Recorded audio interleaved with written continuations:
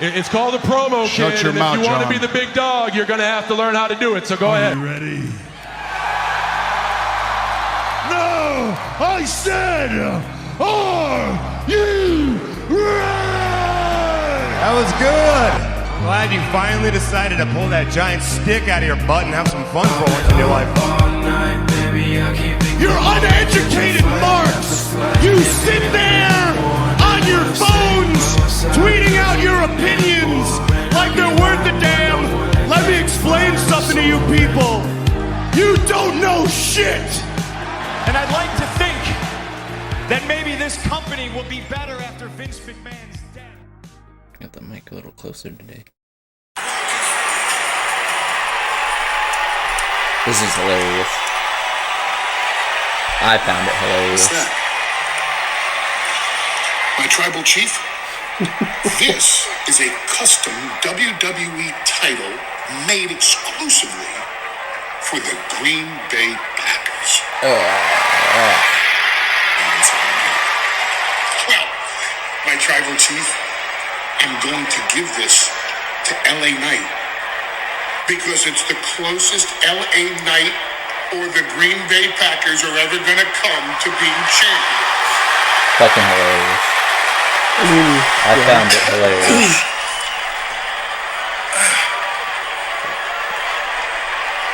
Enter Jimmy Uso. Trainer's room. Getting looked at. What happened out there? What you mean? Ran the play. Tried to run the play. You ran the wrong play. Audible. Hot route. Right? It was hot out there. If we don't control this field, Audible. it's done. You gotta handle him tonight. Tonight is this thing. Yes, tonight. I'm on the injured reserve list. I can't do nothing. You know what? I'm off the injured reserve list. I can do something. That's okay. Guess what, Tribal Chief? Make the match. That had me rolling. Tell Nick Aldis, right? That had me rolling. Tribal Chief. The match is Jimmy Uso versus LA Knight. Yeah. Guess what, Tribal Chief? He did that. He did that. I told you. I thought I told you. My bad. My bad, Dad. My bad. Oh, man. Alright, so we got on WrestleMania 3, old school wrestling. Getting in my zone now. I'm gonna give you guys a warning. Throat's not 100% today. Don't know why. Maybe it's the weather change, just a little cold out here today. Yeah. It's supposed to start raining in like 10 minutes. It's already been kind of sprinkling, actually. Nothing gets me going like Cowboy Bob Orton, man. I'm telling you. Let's go. Honestly, it's hard to get in the zone when Cowboy Bob Orton is being Cowboy Bob Orton. I can't believe that guy had trained the Randy Orton. I know, right? Coming back in Survivor Series. Is he, though? I was playing WWE 12 this morning before. Yeah. Then the Xbox fucking died on me. Oh, yeah. Arn Anderson, so I had to switch to PS1 and do nothing. I had a busy fucking morning. I came here at 6 a.m. I was like, I'm getting ready for a good show. I got some last minute research done that I get to bring up later. Let's go. You go first. I was just gonna say, I watched the end of Rampage, like the last 25 minutes. Fletcher and Takeshita. Amazing. It was. I have that in my notes too. Yeah. Coffee sip before my coffee gets cold. I'm down like 2 pots of coffee this morning too. It's been a fucking late, early morning. That's all I can say. Alright, I'm starting on Collision. Let's go. I'm going straight into it. First thing that I wrote down from Collision, again, I love reading my Collision notes because I feel like it's me refreshing my brain last minute on what happened a week ago. Yeah. Danielson versus Andrade. I'm like a lot of people. I feel like Andrade should be a champion in some capacity. I feel like he should have a storyline. Does he have a storyline? Well, they're doing a thing with him and CJ Perry now, which I don't know how that works out. I mean, it makes sense, I suppose. Like, Andrade, his whole career has been kind of a manager person. Right, she was person like, with the manager. You need the right manager. As if he didn't fucking have Zelina Vega at one point. Yeah. We all remember. And then the fucking House of Black went about the show attacking everybody. Let's go. They attacked Brian, and I was like, oh, Malachi Black's back. Dude, I was trying so hard to say that. And then they attack FTR, and then the BCC, which then that leads to a brawl, and that leads to Moxley returning. Badass. Yeah. I was really happy to see him back. Which, that, in turn, leads to the Whoop That Trick chants migrating over to AEW Collision. I mean, cool, right? I mean, justice for Trick, but also, yeah. What's funny is, I don't know how early Trick Williams started getting those chants, but I remember the first Whoop That Trick chants coming when they were doing a show in Memphis, and I don't know if there was a 3-6 Mafia reference made or not, but that's where the chant had originated. I feel like there was, but then it just kind of became Trick's thing. Because his name's Trick. And they incorporated it into his song. People chanting it like that was the perfect moment. Yeah, I guess it's just going to be one of those chants that goes across all wrestling. It's the new fight forever. I guess so. Can't trademark one or the other. Or the woo. Dude, speaking of fucking Memphis, the Memphis street fight was a work of art. That Memphis street fight was a work of art. Yeah. I'm not going to sit here and praise Jeff Jarrett matches, because God knows there's a lot of them, but I really enjoyed that Memphis street fight. That's fair. I feel like the result was predictable, but still a pretty decent match. Another thing I've wrote down here, which I have this note written down a couple times because it's starting to play out now, and kind of kudos to you. This is the first time I've seen you have a storyline that I deem iffy and probably not probable. That was hard to say. But you actually called it with the Sky Blue and Willow Nightingale being changed by Julia Hart. Yeah. And the whole thing. Yeah, and now you're starting to see it play out and whatnot. So I was like, damn, kudos to him for being right. No, but it's weird because Willow's like in this like in-between land, and Sky's like just slowly descending into Julia Hartness. Yeah, which I'm going to go ahead and skip down to the other note I wrote about it too, because I kind of wondered, like, are you satisfied with it? Like, is it playing out the way you thought, or do you think they could be doing a better job with it? I guess I expected Julia Hart to be around for it. Yeah. The fact that she's not there it doesn't have the same impact, I feel, but at the same time, the other thing is that they're losing all these matches now. Like, they're getting these title shots and then just losing. I don't know how to feel about that either. These are two women who have been on the up, and, like, Willow's been dealt a pretty bad hand this year. If I'm being honest. Other than winning the New Japan Women's Strong title. Well, even then, that's like, you weren't supposed to win that. Like, right? Everyone that said, like, you weren't supposed to win that, you got lucky. That's gotta hurt. and then winning the Owen Hart only for nothing to come of it. Nothing ever does, and that's sad. Again, I had my whole theory on that. They should treat that as like a yearly defense thing. Yeah. Just like the King of the Ring and the Greatest Royal Rumble should be. At least Ricky, he's kind of had a little progression. Right. And you could say that helped elevate him, but honestly, I think with or without the Owen Hart tournament, it wouldn't have mattered. I think who could have won it first. You thought I was going to mention him, but I swore. We are not mentioning a certain someone. Yeah. I have to go one episode without it. For my sanity, I have to. Not the group, by the way. Just the actual metaphysical being. Who's coming up on the WrestleMania 3 ramp here? Billy Jack Haynes. Where's Wild Bill Irwin? Shout out to Wild Bill Irwin, a.k.a. The Goon, my great uncle. Let's go. I want to do it through the table on him one of these days. Let's do it. Not today, but So I mentioned Moxley returning, and I'm really happy to see that. Immediately, and I'm not sure if you watched Battle of the Belts or not. Not a lot of people I did, but I don't remember a thing that happens because I never do.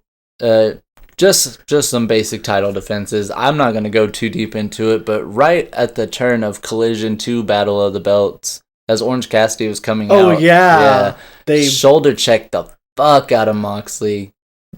Who knew Orange Cassidy had fucking balls like that, man? Yeah. The balls to just shoulder check John Moxley. I feel like that's also character progression. Of course. Which is great. Like, I was hoping that when he got the belt back, they wouldn't just do the same thing they did the first time and be like, it's Orange Cassidy.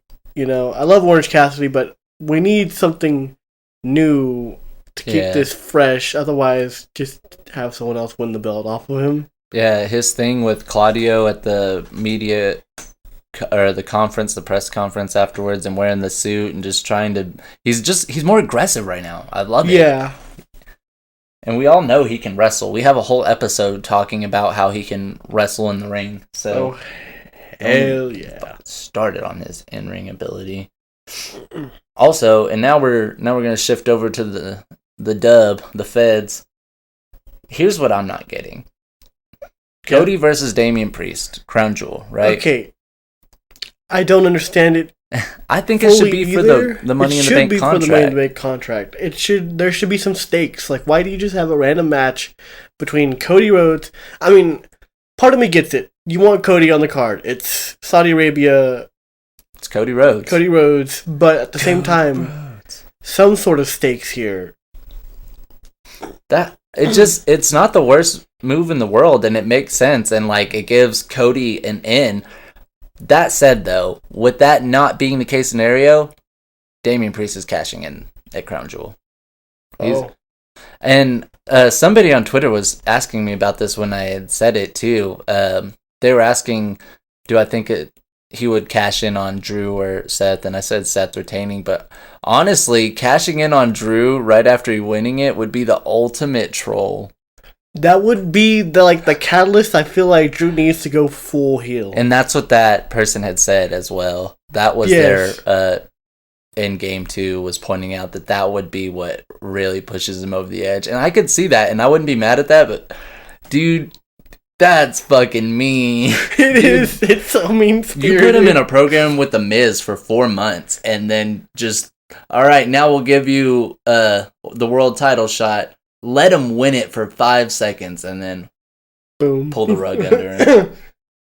Speaking of The Miz, is The Miz actually doing anything right now? I know he's been on TV. Yeah, I was about to say, they're doing this whole thing with him where he's like, I need to be on TV, I'm a star, and they just pan to somebody else. It's kind of like what they do with Corbin, literally. Ah, fuck that guy. I'm excited for the women's 5-way. I'm expecting Rhea to retain, but... Yeah, see, I had this discussion with my family as well. They were like, does Rhea retain? Because it's 5 people. And I was like, if Rhea retains, that gives her all the legitimacy in the world. I see. Because these are 4 badass women.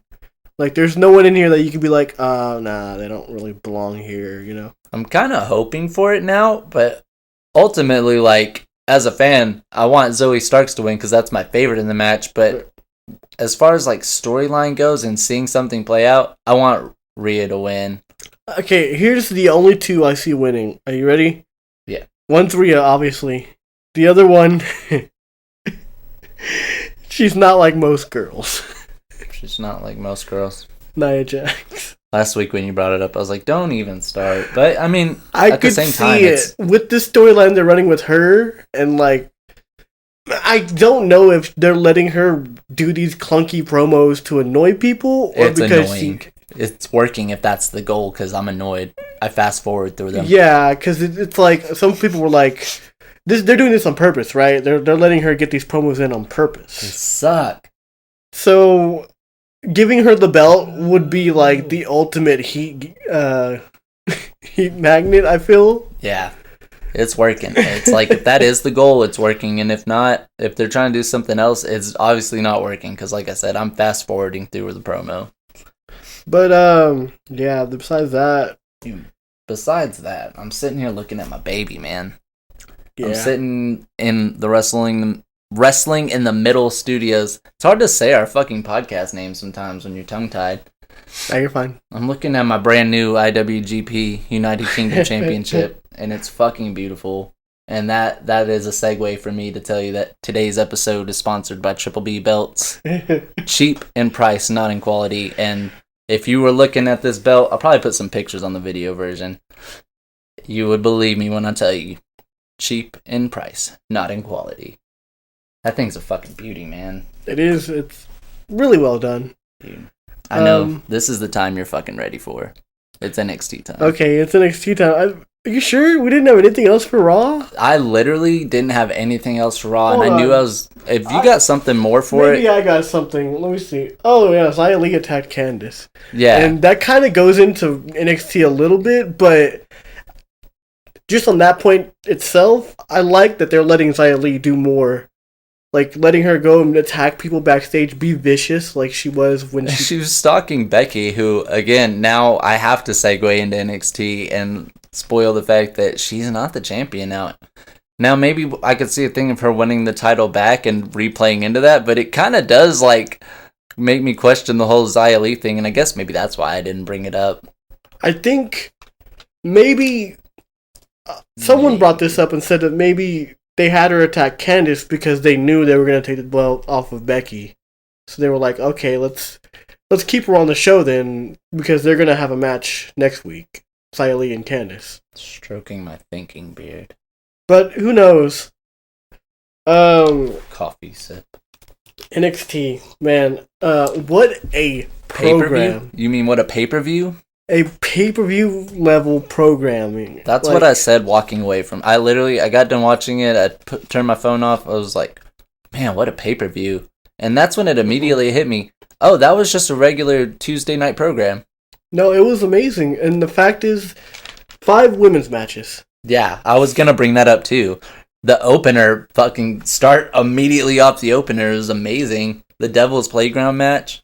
Yes, I think Roxanne has kind of found her niche where she's really good in these street fight-esque matches. And besides that, the fact that you had Shotzi and Scarlett. I almost said Charlotte. You almost said Charlotte. I would have let you because last week you let me do the Willow Smith fuck up for 2 minutes straight. Shotzi and Scarlett, amazing costumes, by the way. But the fact that good host, they're good hosts. Like Scarlett, a good host. Like this is the first time we've seen her outside of her carrying cross manager role, so it's really interesting. Fallon Henley, the segment where I can't remember her name right now. So many women. Tiffany Stratton. And then Fallon Henley walks up and literally like... I forgot about that. Literally looks just like her, talks just like her, does not break character a single second. Very well done. She got smacked for that. Who didn't get smacked? And I can breeze over this note real quick. Tozawa stole the Heritage Cup. No repercussions there.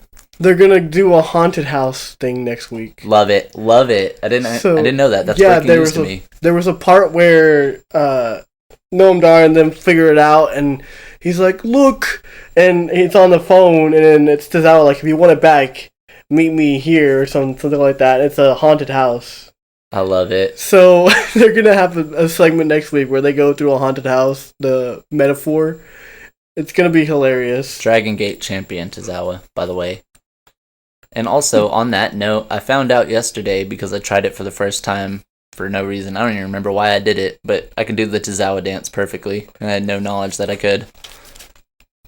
I just started moving and grooving. You can't see me, but I'm doing it.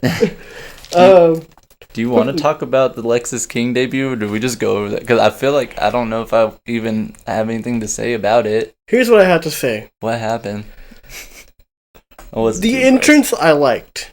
He himself, not very convincing. I was not impressed. Wrestling was Brian Pillman Jr. wrestling, and that's about it. That's what to say. Actually, you know who I was impressed by? Who? Dante Chen. Dante Chin is like one of their enhancements at this point, but he's got some heavy hitting strikes. That's their new form of performance enhancers, since they can't. Okay, I'm gonna stop that. Oh my god! I'm gonna stop on All right, that one. So we have 2 new champions thanks to NXT. One that I think people were 50-50 on. The other one I don't think anyone expected. I didn't expect the tag team title change either, and I myself wasn't happy with it because I'm not a Chase U guy. I'm just not. Chase you. Sorry, gotta do it. I don't like that gimmick, man. It feels weird to me. I love it, and I couldn't tell you why. But I also feel like the family got shortchanged. They had a minimal run, and the way they've been built up from when Tony D'Angelo debuted till now, they should have had a lengthier reign, in my opinion. I don't know what this means for them either, but part of me was like, are they going to call them up? Maybe they could just separate them and start over with something new. Stax is really good despite being a sidekick. He just needs his own character that's not just like the loyal retainer kind of thing. I see a bunch of potential there, talent-wise, too. It's just that gimmick does not work for me. It's either, and I'll explain a little bit better here. It's either because I feel like it's either too made for kids, or if it's, you don't look at it from a made for kids perspective, it starts to feel a little bit like sus. It's just the whole like college professor, schoolgirl thing. It gets a whole weird vibe. I was talking about the family. Got you. But yeah, for elaborating that, on the Chase U thing. I can see that. Moving on, I like the family. I do like the family. I just don't know what you do with them after having them lose the titles. I guess the last note is, again, another new champion, Lyra, beat. I've seen a couple people say she's a charisma vacuum. A charisma vacuum. What? Lyra Valkyria, I don't think she's not the best on the mic, obviously, but I don't think she's terrible. Dude, the main event was amazing. Like, the match itself was great, though. Yeah, so good. But we knew it'd be amazing. I don't know how to feel. I kind of thought Becky was gonna hold the title a little bit longer. Oh, me too. But I'm not. I mean, are you upset at Lyra winning? Because I'm definitely not. I'm not of the people who don't seem to like Lyra, and I feel like there's gonna be a lot more of them now because I've already seen a couple people say, "Oh, of course Becky put Lyra over. They're friends. Of course they would do that." This was the whole point of the Becky run. None of the other stuff she said she wanted to do was actually genuine. I don't think that's it. I don't think that's it at all either. In the wise words, I said this either 2 weeks ago or a week ago. In the wise words of Matt Hardy, just let it play out. Yeah, so we'll see what. Because there's a bunch of directions you could go with this. Jade did size up Becky afterwards. Becky and Jade sized each other up. Mm-hmm. So that could be the first feud for Jade, maybe. Small, quick side note to you. This is something that I found really, really cool. Yeah. Carmelo Hayes was wearing a Mamba jersey that I used to sell, and I doubt he bought it from my store, but I just thought that was really fucking cool. Oh, that is one other thing. Used to sell those jerseys. He's sounding pretty sus right now, isn't he? He's sounding pretty sus. Part of me still hopes there's some sort of swerve here. Like, swerve. Why not try? They did mention one person that I was like, Wesley. He has been gone for a while. And the last time he was there, he was feuding with them. I mean, maybe Carmelo just doesn't know how to handle this. And then Wesley's the actual one that attacked Trick. Oh. Maybe that's my hope. I don't know. Probably not, but that's my hope. Alright, I think that's it for NXT. For you, maybe. I still got a couple. Oh, you still got some stuff? Yeah. Halloween Havoc Night 1 was a fucking blockbuster event. And I'm not sure what the rules are for using the term lights out match, but I guess NXT can use it. And I think they made more sense of the word lights out than AEW did. They did. Respectfully. I don't know how it was for the crowd there, because I have no idea if they could see it, but it looked pretty cool from our standpoint. It would have been funny if they had another pitch black match. They tried to do the Mountain Dew thing again. Let's go. Now, the last thing I have, because I've been saving this for weeks, and now we're finally at the point where we can talk about it. Yeah, this breakout tournament is finally at its conclusion. So, finals time. The result was predictable, but going through the field, I said when we first went over it was that a lot of these women had not seen TV time at all. Yeah. This was a little bit different from past tournaments, I feel like. It's definitely different from the Mae Young. So you had the major players in the tournament. I'm not going to mention everyone because a lot of them out round one didn't have TV time ahead of time, but the major players were Ariana Grace, the daughter of Santino Marella. You had Lola Vice, former MMA women's fighter. Yeah. You had Carmen Petrovic, probably my favorite, who she's a third-degree black belt. And it's fucking badass. Yes. And then Kalani Jordan, who out of the four, her and Lola had the most TV time ahead of this. Kalani was in a storyline with Dana before, you know. And see, I didn't know that. I didn't know much about her prior to this event. And that's actually who I'm going for in the finals after watching this tournament up. I really Kalani is really good from what I've seen. Like, she has a gymnastics background. I know, she has a lot of RVD-esque moves. So exactly. But I'm going to tell you right now, I am predicting Lola Vice is going to take it all. I knew you were going to say it. And I get it, because it makes the most sense, but I have to root for Kalani Jordan, and I have to stick to my guns. Lola is super over. I don't know if you've realized this, but, and it's like I said, I think I said 1 week that she has this whole gimmick where it's basically shaking her hips the whole time. But she also brings this legitimacy where she hits someone and it looks hard. And that match between her and Carmen, the week before I had said Carmen felt like she was holding back. She wasn't, you know, her hits weren't either not connecting or weren't looking very impactful. Yeah. This week, her and Lola, they had a sprint. A hard-hitting sprint. And, like, especially when Carmen did the flip kick. Oh, yeah. Yeah, that was a really cool spot. The week before she did it, it didn't look at all impactful. This week, she went all in on it. She said, I'm working on this shit. I'm going in. I'm working. Shout out to Carmen. I got a like and a retweet from her on I was going to mention that. I'm glad you brought it up. I was going to mention that. It's really cool. Yeah. Yeah, that's the breakout tournament. We'll see who wins, but what if... And this, closing on that, it's one of those situations where I know no matter who wins, both women are going to come out of that looking like superstars. Oh, yeah. But it'd be cool if Kalani Jordan wins and surprises everybody. On fucking Dynamite, I couldn't write my notes fast enough. It was the first 30 minutes, it was just a clusterfuck of, holy shit, I need Tony Khan to pause the television so I can write notes faster. God, there's so much action. It was a packed Dynamite for sure. The fact that Okada was on Dynamite should tell you. Yes. They're just like, oh, by the way. Okada's here. I just feel like the implication that Orange Cassidy just has him on speed dial. Yeah. It was randomly Battle of the Belts. It's like, oh yeah, by the way, you're going to fight me and Okada.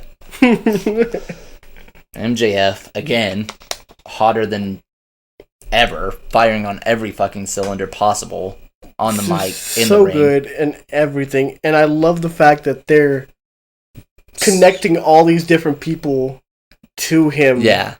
I'm so fucking thankful he retained the Dynamite ring. I was so scared he was actually going to lose it. I was too, not going to lie.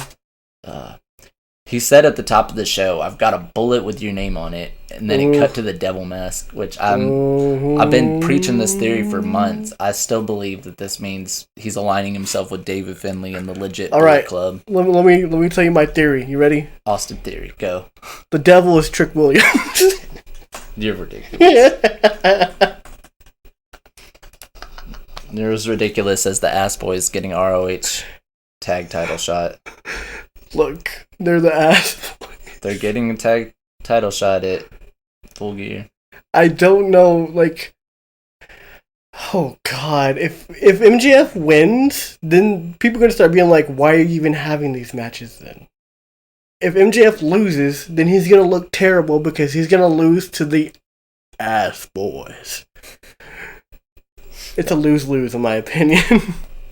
No, MJF always looks like $1 million no matter what he does. I mean, yeah, but it's just people gonna question the booking. No mercy to the kingdom and ditching the Acclaimed at the same time. Literally, like, I feel like there's also like shades of old MJF like starting to peek through too. Like, fuck you.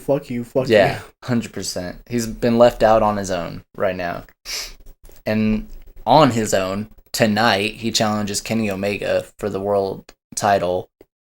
There's more than just a world title on the Kenny Omega challenges him for the world title. Yeah. Really, nobody has a physical belt in this match right now, so what's the fucking point of one being a champion or challenger? That's fair. Damn it, Jay White, give the fucking belt back. I'm tired of this shit. But yeah, it's for the streak. The longest world title holder, right? Yeah, because Kenny holds the record at 346. MJF is currently, I think, at like 341. So if he wins, he's got it, maybe. Unless Wardlow comes up and says, I want a title shot on Dynamite.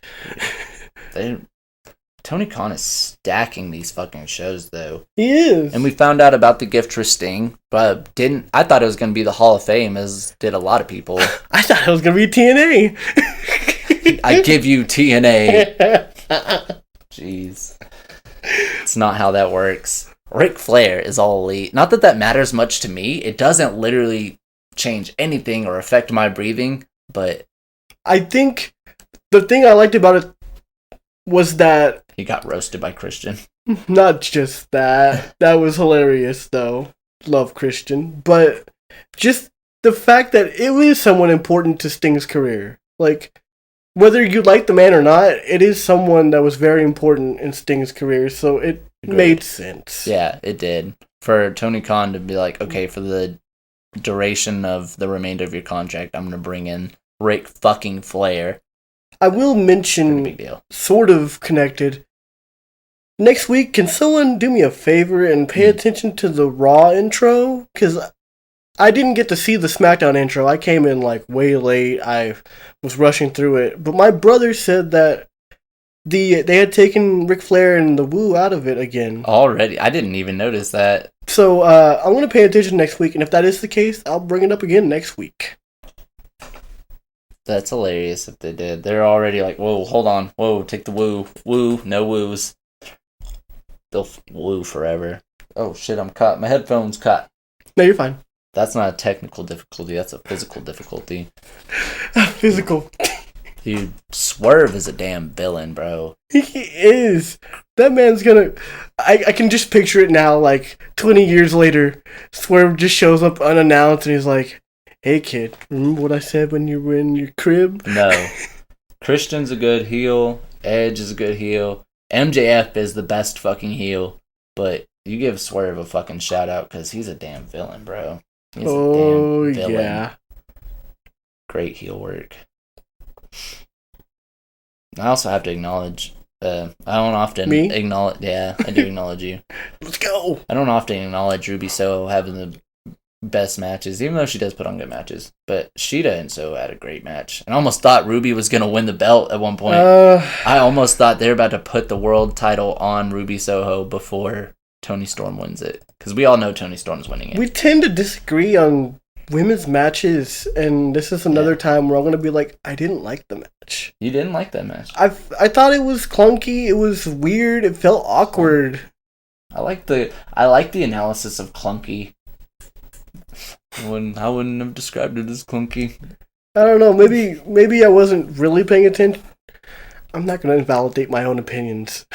Never mind. That's hilarious. Clunky. That's a good one. I'm going to remember that one. I use it a lot. I'm going to start calling some clunky matches when I see them. Let's go. The main event was a treat as well. Like I said, bringing Okada in on a fucking Wednesday night in Philly was a great move, but Dynamite went off the air a little weird.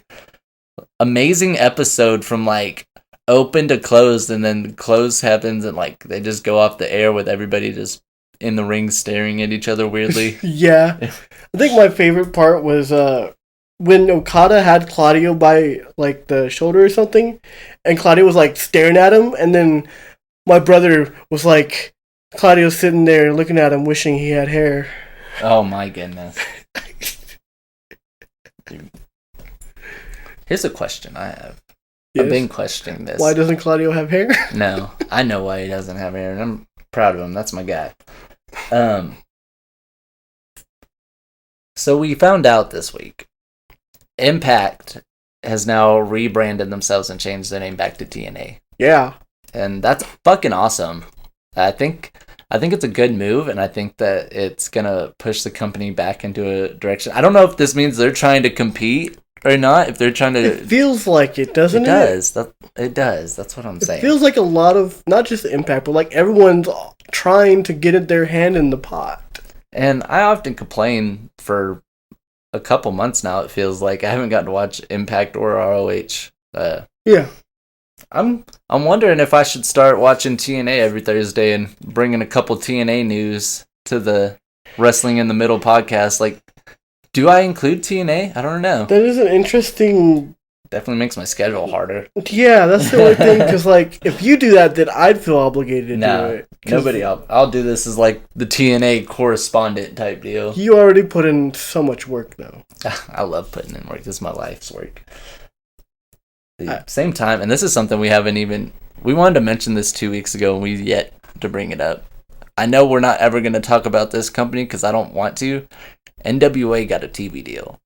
Two TV deals. Two TV deals. They got the NWA Power, and then they got some sort of reality or behind the scenes reality show.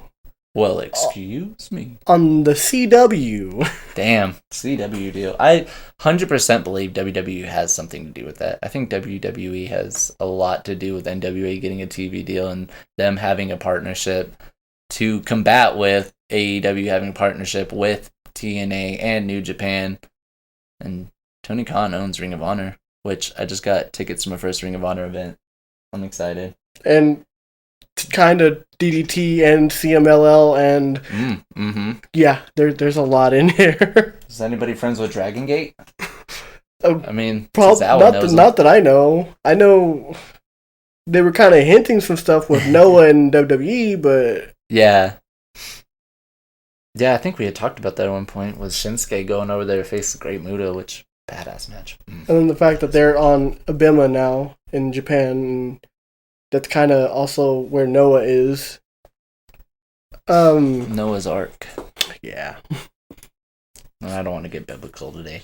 How come Milwaukee got to see Carlito and I didn't in San Antonio? I'll tell you why. Fuck them. Fuck Milwaukee. Because they spit in the face of people who don't want to be cool.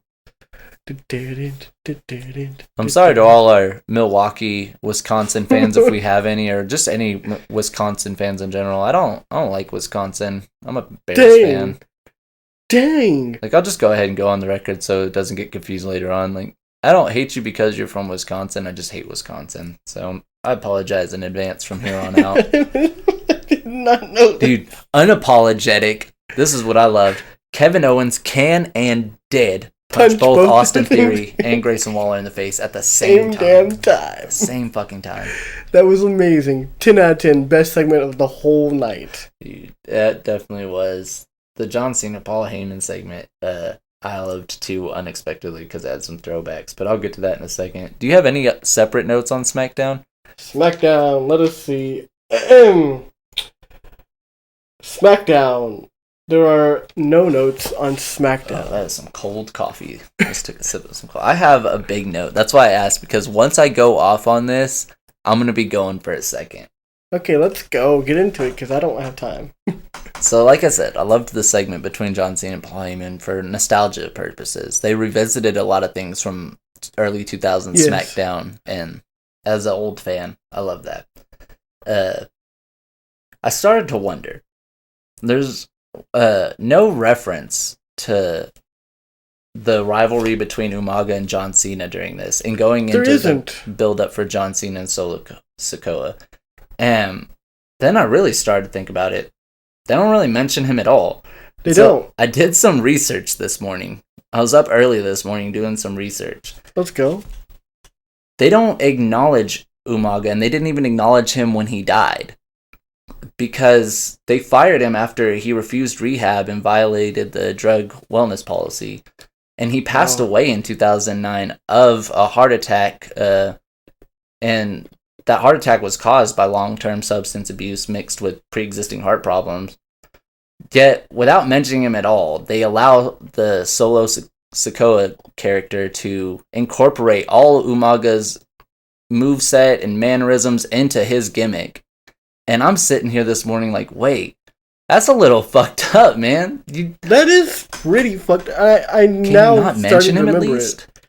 Like, it's not a you-know-who situation, so, I mean, I don't know, that's terrible. Now I feel kind of bad because, I mean, I thought Solo was just doing it, in memory, but... Yeah, and I'm, in many ways, I'm sure he is, but I feel like the WWE could at least now acknowledge that that's what's going on, or acknowledge him as... But no. But if they did that, then Roman Reigns would get mad that they're acknowledging someone else. Okay. I'm glad we can lighten this situation with some humor. It's just crazy to me. That's all. I was like... The whole Solo Sikoa character, I've said, is like a Umaga 2.0. It is, literally, yeah. Just some food for thought, I guess. Yeah. Don't chew on it too hard, though. You got anything else on SmackDown? No. I mean, I just had that rant. A couple of things, I guess. The Suffering Succotash line from LA Knight to Roman Reigns. Yeah. That was funny. That had humor to it. This LA Knight guy, I've been really getting behind him lately.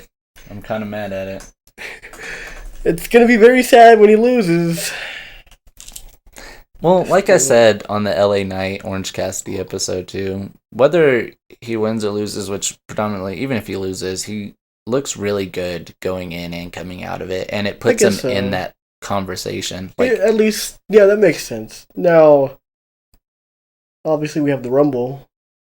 And again, yeah, I predict he wins the Rumble still. I predicted it then, I still predict it now. There's so many variables, and you just never know. I was thinking a few things, right? Okay, so... Well, let me finish SmackDown first. So, the only thing I want to mention from SmackDown... obviously, if you watched Cedric versus Dragon Lee, decent match, pretty good match. Two really great talents. But what got me and a lot of people, I think, was the fact that beforehand, they showed a vignette for Cedric Alexander, like a video package. Mm-hmm.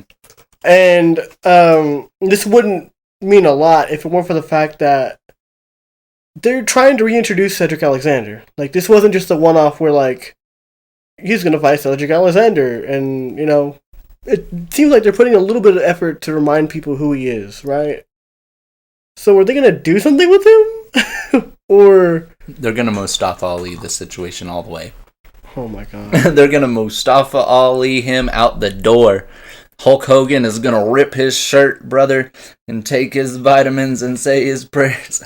I saw someone say that about someone else recently, but I can't remember who. Like, they're going to get to close to winning the title. Was it Tegan, maybe, or Zaya? It might have been one or the other. They're going to build them to go for the title, and then right before they get the title shot, they're going to get released. Candice LeRae. I think it was Xia Li. Which... Like, literally any of these names are on the fence, and that's sad. That's sad. They're all talented. Yeah. Rampage had a fucking banger. It was a really good show. Like, normally I hate on Rampage, but this week... You can't this week. Santana and Ortiz, oh my god. You like that match? I liked the match too. I never liked the build-up or anything to it. I liked the build-up in the fact that it was kind of subtle, so that when the match came, you didn't really expect it to be that good. And it was. I think, yeah, that makes a lot of sense, because like I said, going into it, I didn't even want them to have a match, because that shit happens too often. One tag partner comes back from injury to do a solo run, and the first person they're facing is their old tag partner, and like, there was so much missing from it that once they got to the match, I didn't have high expectations. And a lot of it has to do with the fact of like the rumors and innuendo that they were real life feuding, like they were real life like not talking to each other and stuff like that. So that's where a lot of the build up actually came from, in my opinion. Well, and then like you said, once it got to the match, I was so into the match that I no longer had cared about that. Yeah, I think there's something to be said that is it okay if you have, I mean, you're not going to know you're going to have a great match, but if you think you can have a pretty great match, a good enough match to negate that, is that okay? Like, that answer depends on what kind of wrestling fan you are. For me, it doesn't really. If the match is good, it literally bypasses all the other shit. But not everybody's like that. Yeah, see, I know there's a lot of, which I say all the time, different people value different things, and it's why going to Twitter is an actual cesspool of terrible opinions, and my preference is better than yours. Man. Sorry, rant. But yeah. Other than that, to like Instagram and Reddit wrestling fans, I feel like Twitter is the easy place. Like we said one time, Instagram's a fucking bad place. People for no reason will go on there and just be toxic. Ugh. I just don't like the fact that we have to compete against each other and then like subtly call out each other, like, and then I block all these people and they still show up on my feed. Because people screenshot each other all the time. Yeah. Stop it. I don't even block people because I don't give them the satisfaction. I mean, I don't want to either, but at the same time, I'm tired of toxicity, okay? Speaking of satisfaction, here's something satisfying. The build-up for this match tonight between MJF and Kenny Omega. That video package was amazing. Oh my gosh. I was sitting here glued with my nose on the phone, like firmly pressed against the phone, burning my eyes out. I was trying to speed run through Rampage because I was tired and I had gotten back from a performance. Yeah. But that video package was like, whoa. And that's the thing too, is normally I'm like you too, especially if I didn't get to watch Rampage Friday night. Saturday morning I'm trying to breeze through and just see the essentials, but this was the one Rampage where like you really couldn't, or if you did, you might have missed a thing or two. I like that they're making Rampage a better show. I was complaining about taking it off at one point. Fucking let's go. Mark Briscoe's back. Randomly. I didn't expect that. Mark Briscoe came back. Abaddon returned in the ring and surprisingly wins the women's four-way. I'm going to be perfectly honest here. I think this is a Halloween thing. Yeah. The match is like a Fright Night fight. Yeah, so it's like... It's only because of that, and I feel bad because everyone deserves to have a little time. Yeah. So I feel like people take the opposite stance with the same thing in mind. They see it as like she deserves the opportunity, and at least this is the opportunity. I guess I always feel like more is less. Maybe they're like less is more. I don't know. Or like being grateful for, but I get it. Certainly. So you're not gonna mention. I don't think you're gonna mention it. Was this Acclaimed Trios run done solely for the purpose of counting the days until we get to 69? What's funny is I was gonna respond to, well, I'm waiting until they get to 69. Because that's what they did. They said they invited MJF to come down for 69 day. Yeah, everybody's gonna 69. Yeah. I feel like that was the whole purpose of this Trios run. Well, maybe they go for 690 days. We don't know. 690. What if the Acclaimed hold the Trios titles for 3.5 years? Oh my god! I don't think Billy Gunn has that much left. And anybody can hold a title for 3 years. I feel like that's fair. If you didn't think it was possible, I know a guy. Dude, Rampage was a banger, right? Nothing banged harder than Takeshita's knee against Kyle Fletcher's face. Oh. That match was hard hitting. So good. I'm sad to see Kyle possibly joining the Dallas family, but dude's got a fucking roster now. I guess I thought Fletcher was gonna be the first person, or another person, I guess, who would be like, you know what? No, I'm gonna join the other side. I wish. But no, and I guess it makes sense since, Alice has, I can't remember his name, Will Ospreay. He has Will Ospreay on speed dial, so. He does have him on speed dial. He might just have the whole United Empire on speed dial. That's what I'm thinking, but then why would Fletcher have to prove himself if he has the... Like I said, he's got a fucking roster now. I like to refer to him as Con Dallas.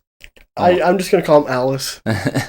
Oh, and the big vagina on his face. Oh, that was hilarious. Dude, MJF, like I said, all fucking cylinders. That's another thing. When they were doing the video package, and then they ended, and then, Jay White randomly shows up in Kenny's locker room, and then Callis randomly... I just broke it. He randomly shows up in MJF's, and it's like... I don't know. I feel like that was, stop momentum. I don't know. It felt weird, but it made sense. It's just, it felt weird at the...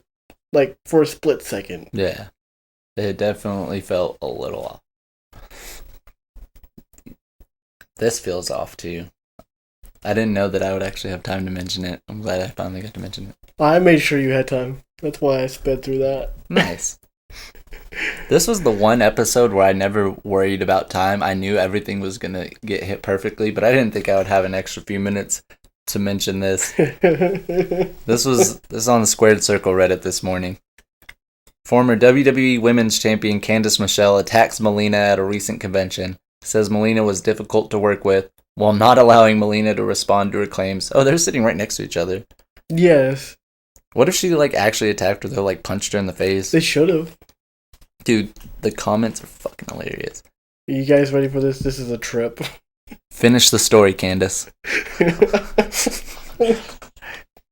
There's a lot of them like this, and I agree. We were robbed of Total Divas from this time. This time period should have had a Total Divas. That would have made sense. And money. If they did a Total Divas based around retired women's wrestlers from the 2000s, I'm sure it would do great numbers because of shit like this. Like Legends House? Ugh.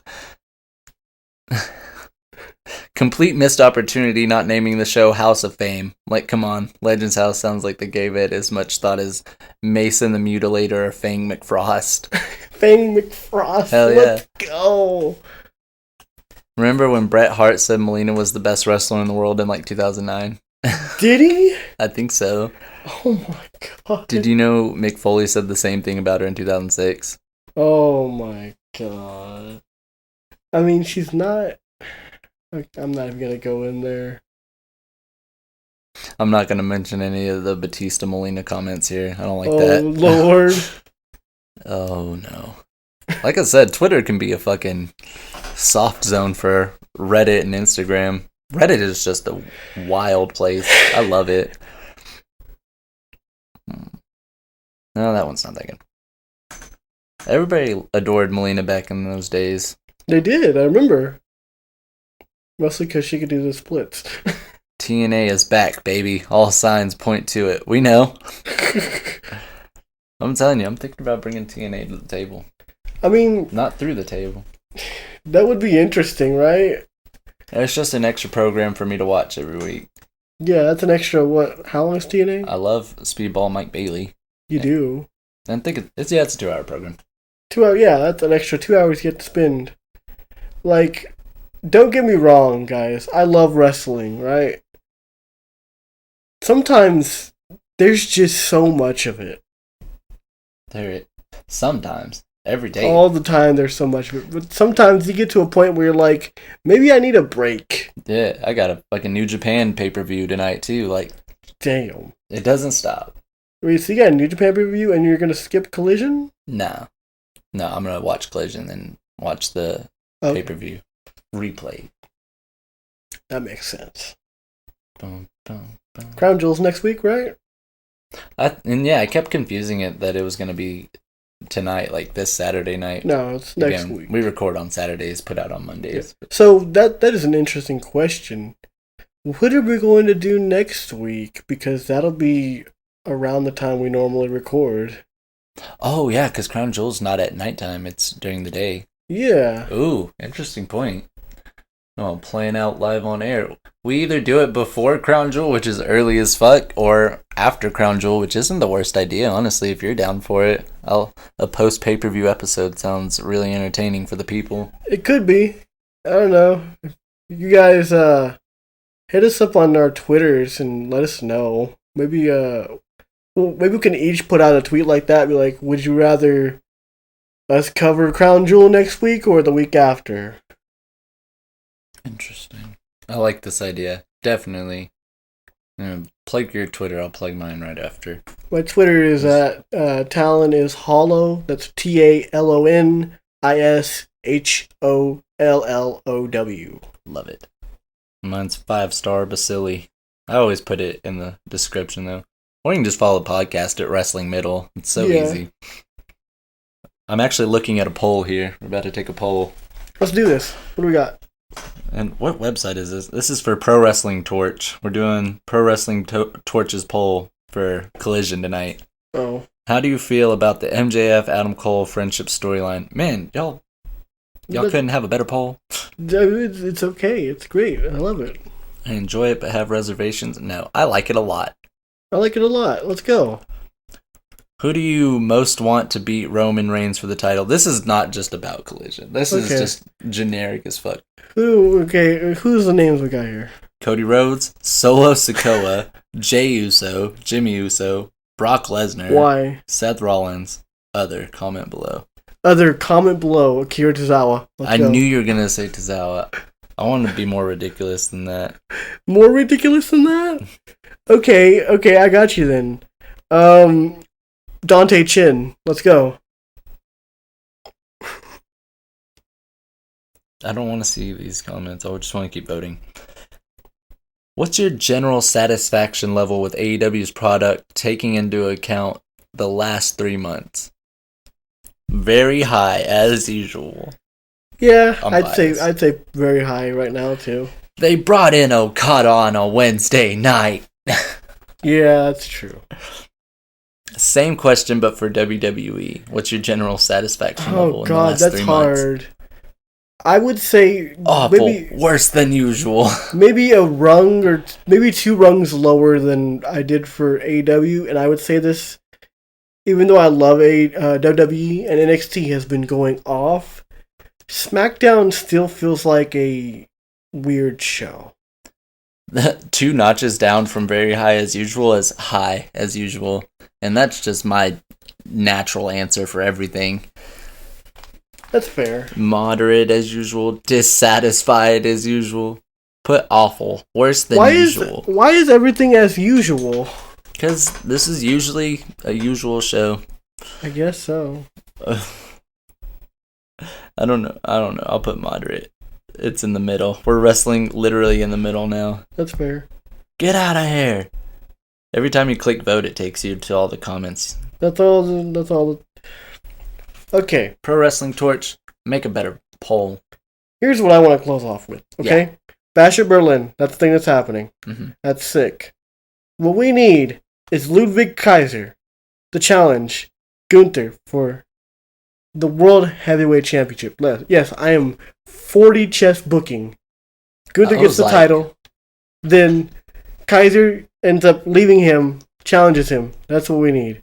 Alternatively, just have a Gunther and Dragunov match in Berlin. Just do it. Just do it. I don't care if Dragunov's on the main roster at that point. I don't care what title Gunther has.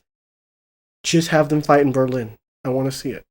It's honestly a genius idea. I stamp it. I give it the stamp of approval. Let's go. Me and my UK title and my John Cena autograph picture.